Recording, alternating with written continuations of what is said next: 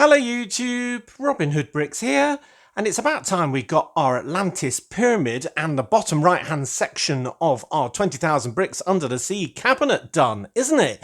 Well, I've been busy, and that's exactly what I've been doing. Right, well, it's so big it only just fits in one camera shot in one go. Basically, we've got the entire sort of front section that we did separately with the lava stream, obviously the great big pyramid, also the rock level at the back now, all combined together, including with an extra sort of lava section right behind the pyramid that you can't see here, which is a continuation of that split in the Earth's crust all the way through our cabinet from front to back, all joined together for the first time ever on this great big movable biscuit section that I can pull in and out of the cabinet for working on. We will be doing more stuff on the right, we'll be doing a lot more stuff on the left, lots more creatures and plants and all the rest of it, but this is the foundation done, so it's quite a pivotal moment. And you know, usually I show you every single step of the process of all my builds, stopping every time some significant progress has been made, but this one was an exception because it was an absolute nightmare to do. So for once, I didn't film each step.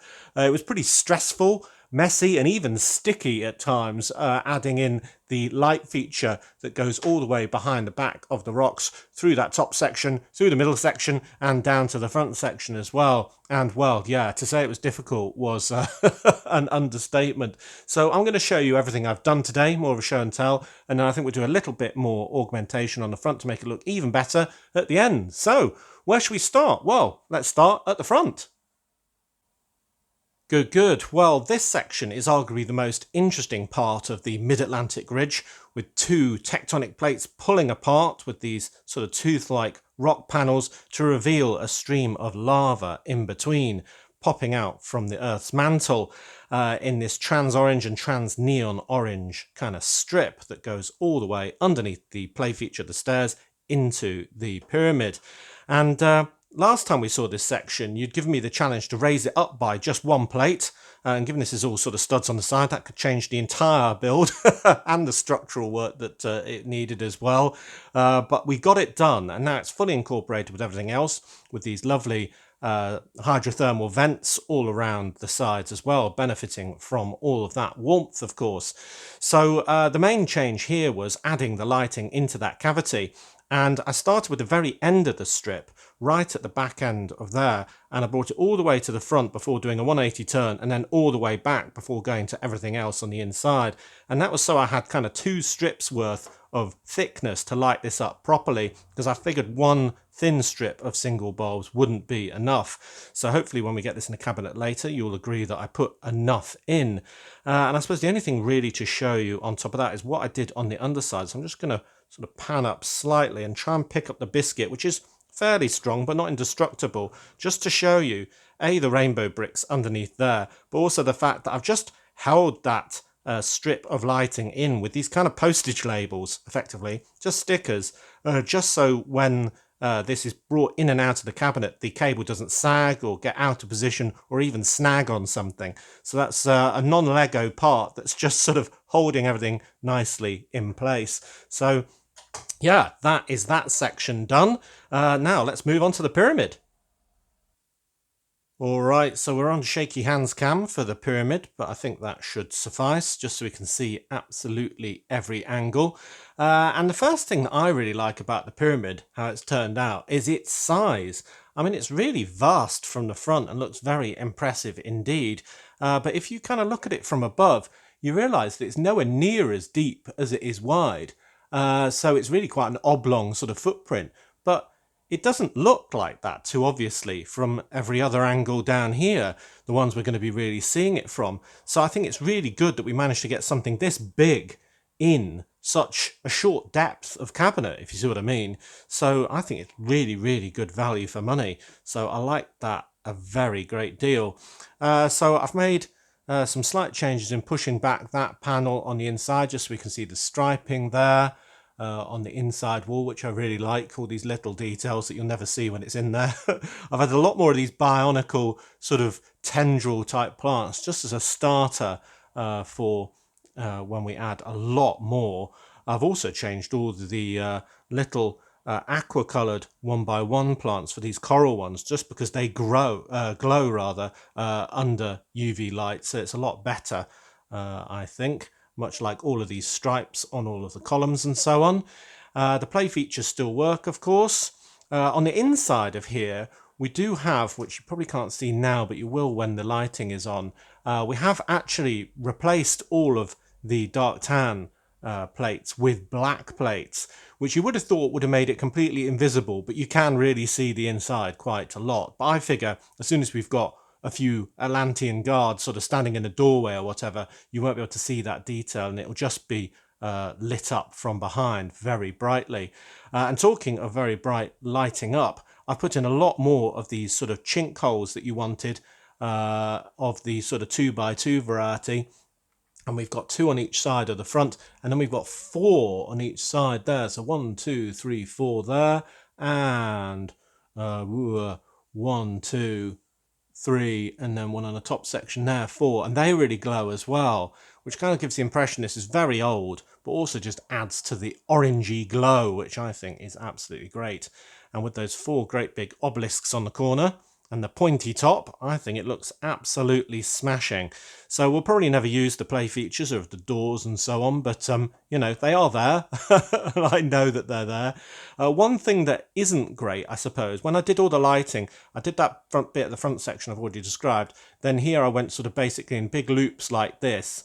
So it'll light the bottom section and the top section. So there's kind of a hole in here and in here on the inside for that to all sort of pass through before going out of a hole at the back, which we'll cover in a minute, to do the back lava section. Spoiler, spoiler. And I think I did it less well than I did last time, because you can see, for example, a tiny bit of that strip lighting visible in the background there. And that means that it still makes everything glow nicely orange, but you get a couple of sort of pinpoints of the actual bulbs. I think last time I must have had it higher or something like that, and we didn't see as many of those. But anyway, that's a minor foible, and that's all kind of stuck down on the inside. I don't think there's much I can do about it. So this is the new normal. Maybe I'm being overcritical of myself, but yeah, anyway, I think this pyramid looked very grand.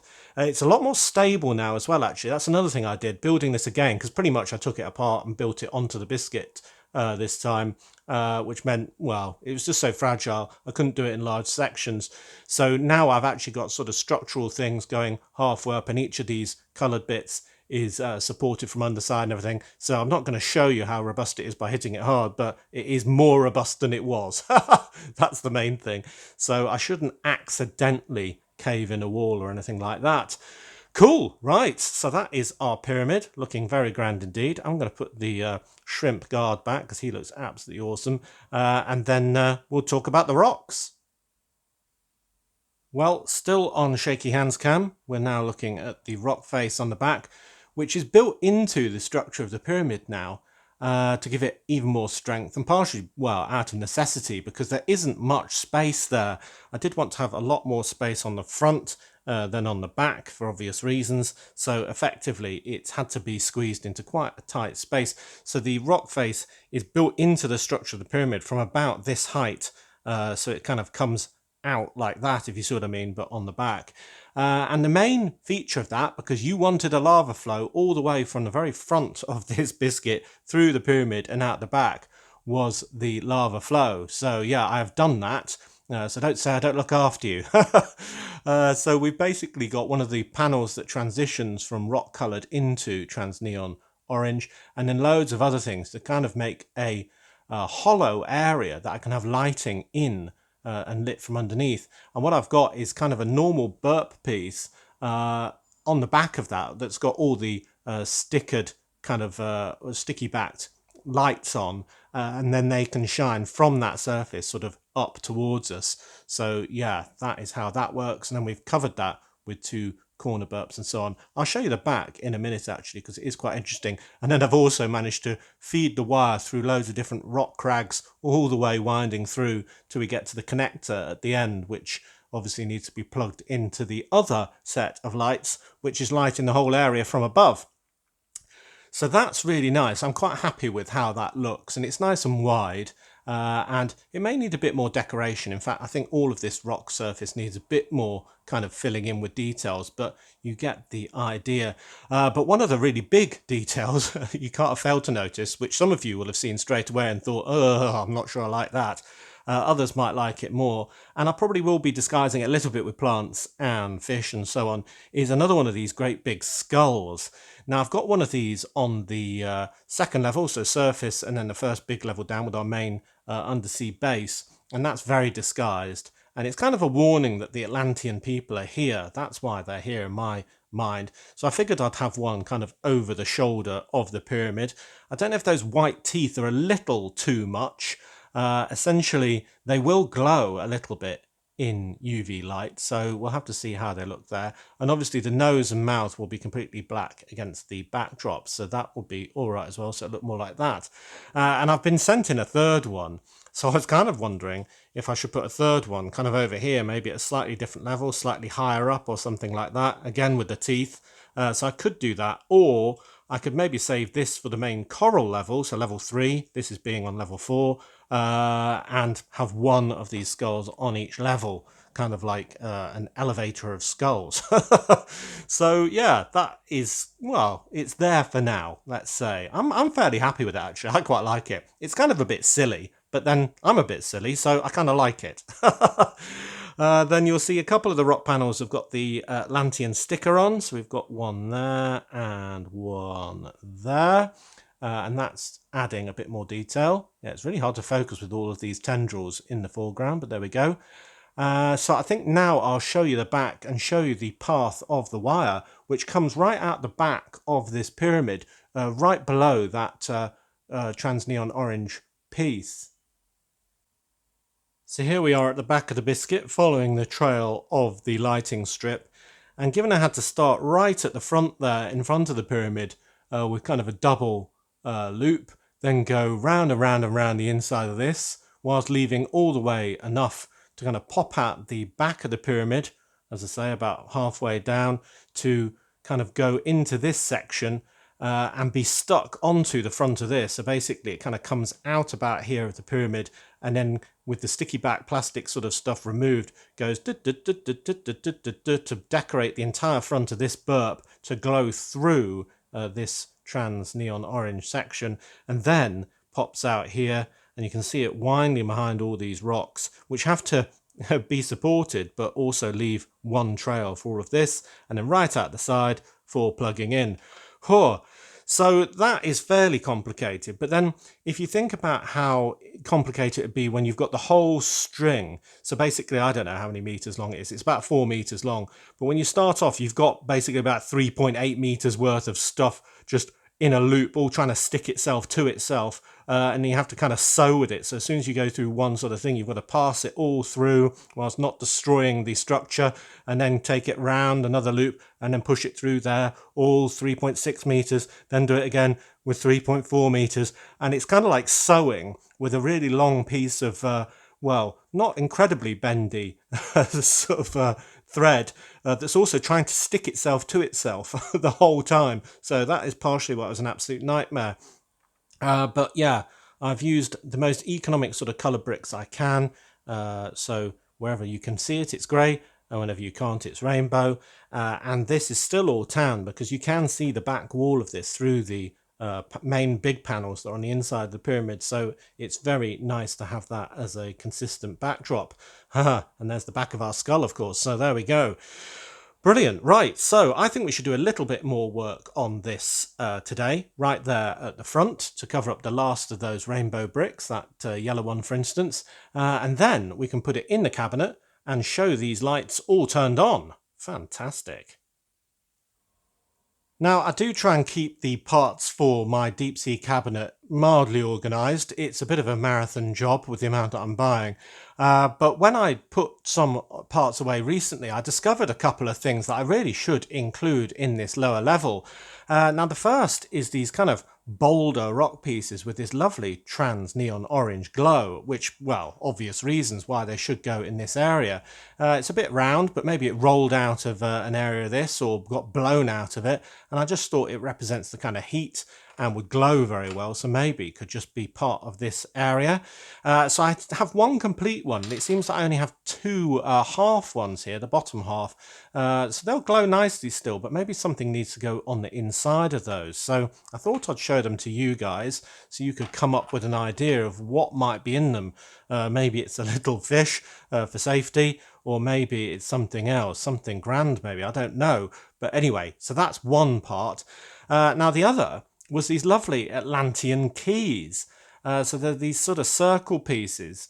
One is red with a shark on, and we've got an orange one with a crab on, yellow with a sea turtle, green one with a manta ray, blue one with a squid, and the purple one, the harder one to get, with the sort of G, I think it is, for Guardians. That's how I see it anyway. Or is it just the... Oh no, it's the A for Atlantis, is it? Yeah, it must be the A for Atlantis. Silly me. Anyway, there we go. So we've got one of each. And what they did was fit into these kind of rock pieces that you can clip onto one of these 4x4 turntables. And they would, when you put it in, they kind of turn the play feature. And that would control things like doors or portals on an Atlantis set. And it occurs to me that I could have used these with some really, really complicated mechanics to basically open the stairway or open these doors on the pyramid, though it would have been an absolute nightmare, and this biscuit is far too complicated already and fragile. So yeah, I'm not doing that. But I do figure that I should have 6 of these incorporated into this scene. Probably in front of the pyramid, not blocking this, so maybe 3 on each side to represent the kind of holy shrine that this area is with the pyramid, and the unique relationship between all of the animals of the undersea kingdom and the Atlanteans. So yeah, maybe it represents the fact that they've got dominion over them and control them, and they'll do their will, or maybe it's just the fact that they can communicate with them with these powers, and they'll work with the animals to achieve a common goal, basically against us, the humans, coming down in our bases and our submarines. So maybe this is the way that you talk to sharks to say, hey, let's work together and get rid of those guys. So that's what I figure. So what I want to do is kind of incorporate all 6 of these pieces into 6 of these round pieces and 6 of these turntables with kind of rocks that look a bit formal but a bit natural as well. So kind of like a shrine, but a ye olde underwater shrine, if you see what I mean. And as I say, I have 3 on this side, 3 on this side, and that'll cover up the last of these rainbow bricks and hopefully look, well, quite interesting, like this is a very important area. Okay, well this is what I've come up with, and I've just done it on this base plate for convenience rather than just working on that very busy biscuit the whole time. Essentially loads of just dangled rocks, just disguising the very square edge of those turntable pieces. And you'll see there's a very straight edge here, and that's because it's right at the very front of the biscuit. I really am kind of cramming things in. So essentially, the lava stream will be in between yellow and green, kind of in there. So we'll have 3 on one side and 3 on the other side. And hopefully that looks sort of interesting and kind of, you know, sacred and all the rest of it. So yeah, so now I'm regretting building on here because I've got to take all these pieces off one by one and transfer them onto the biscuit. Oh well. There we go. Not too bad. I really like the cross-section of the sort of rock, then the dark tan, and then the top bit, which is very sort of, I don't know, Lara Croft sort of Tomb Raider-y. You kind of imagine somebody trying to steal these keys. Maybe that's what the divers are trying to do, for dominion over all of the creatures of the deep, and sort of turn the locks in the right order to open the pyramid or something like that. I don't know, but yeah, we could probably come up with a really good backstory. But I really like the use of them. They aren't big enough in a way to be the focal point. Obviously, we need something much more grand like the pyramid itself, but I do think they add a lot of detail to make it look very interesting. Ooh, what are they for? What do they do? Yes, very nice. So plans for the future are obviously to extend out the entire second half of the biscuit and have loads and loads of plant life on there, really wacky, crazy plants. This side, this is going to be right up to the edge. Indeed, you've got the cutaway there for the hinge of the door, so that can fit sort of underneath there and be lovely. I'm going to have a rock face going up this wall quite high, I think, and that might incorporate that second skull, I don't know. and that will have, well, all sorts of other things on that I'm not going to tell you at the moment. Keep it as a future video. Lovely. But that is great. So I think what we need to do now is obviously get this into the cabinet and show you the light going all the way from the front through the main and top doors and then onto that very back area of lava. And I think it'll look really nice, especially with all of the coral pieces glowing as well, and these new boulders, and, well, who knows, maybe even some of these keys. I don't know if they glow. We'll soon find out. So here we are with the pyramid, and it just shows how big the cabinet is because the pyramid's looking really small now. I absolutely love that skull on the back. I think it really works, but you tell me what you think. With it against the black backdrop, I think it really kind of pops.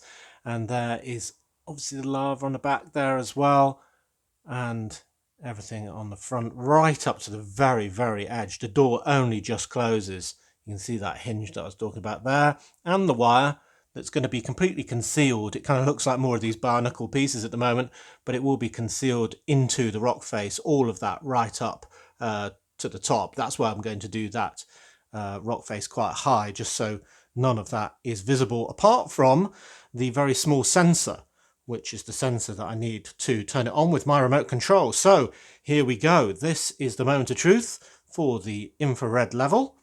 And there we are. Wow. Okay, so first of all, general impression, it is pretty cool. It looks even better in darkness, I can assure you. But you can see the light is all the way from the back through the pyramid and out the front, and the pyramid is glowing the most.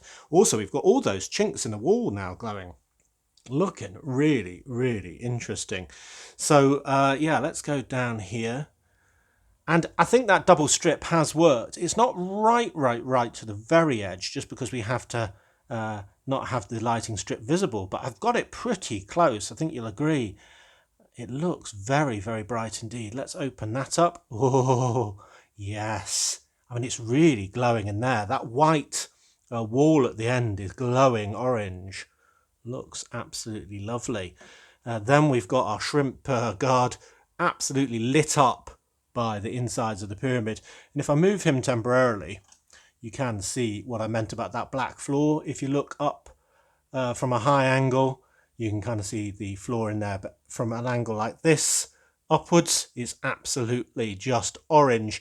You can see a few of the bulbs in there. I don't know if you can see them on the camera, but I can in real life, and well, that detracts from it a little bit. But as I say, once you've sort of put some obstacles in the way, it really is hard to see.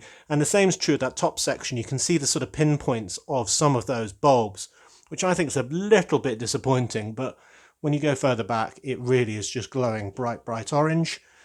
These little chinks look very nice indeed, of orange light up all of the sides. But my favourite bit now, maybe just because it's new, is this orange bit at the back in the rock face. I think that looks great. I mean, it's quite hard to see. You have to kind of peer around the corner to look at it. But when you do, wow, it is really nice. And with all those greys lit up by the general lighting, this strip that's stuck to the glass of the floor above, it looks very interesting, doesn't it? So I absolutely love that. And it will make this bottom section a real focal point, which is important because it's really low down. I mean, I'm kneeling on the floor at the moment. So when this is completely full and 4 levels, you don't want people to completely ignore the bottom section. But with this glowing like this, how could they? Yeah, and there's all of our keys along the front. Oh, that, I just absolutely love this. It's been worth all the effort, you know. It looks really, really good.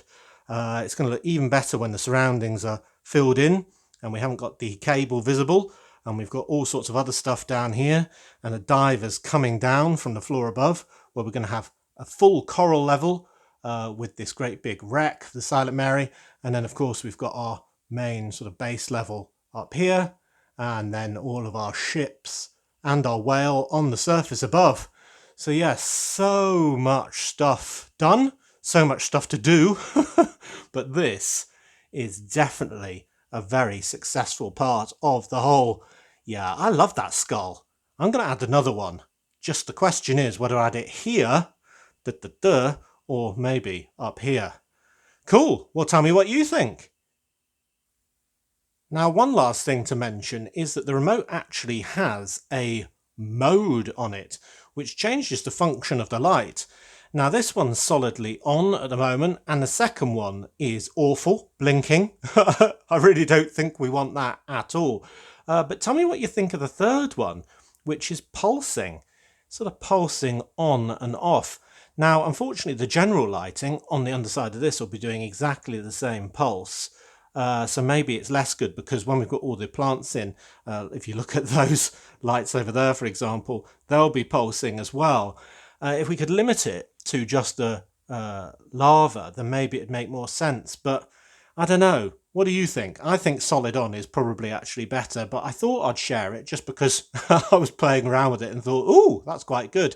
And you can change the speed of the pulse if you wanted to make it a bit slower, for example. So let's get it as slow as we can and see how slow we can get it. Oh, that's pretty slow. What do we think? I don't know. I think solid on might be the way forward. But anyway, it's good fun to play with.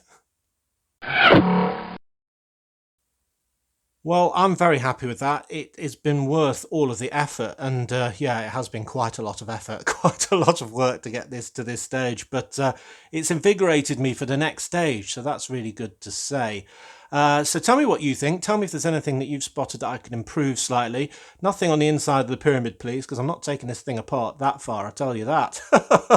But anyway, as always, thank you very much for watching. It is appreciated. Do remember to like, comment and subscribe for more awesome LEGO videos. And if you value this channel, there are many ways in which you can support it. Do check out the links in the description below. And next time on Robin Hood Bricks, you know, I might just do another build in the cabinet on Monday. I think I've got all the parts for my diving bell now, you know. So that will be the thing that will be descending into this lowest of levels. And then on Wednesday, we'll do another brick haul, of course. And if you want to send something to the channel, you can, to the usual P.O. Box address, and we'll open it on a future brick haul. I've got one of those to go through on Wednesday. So, yeah, until all of that, see you!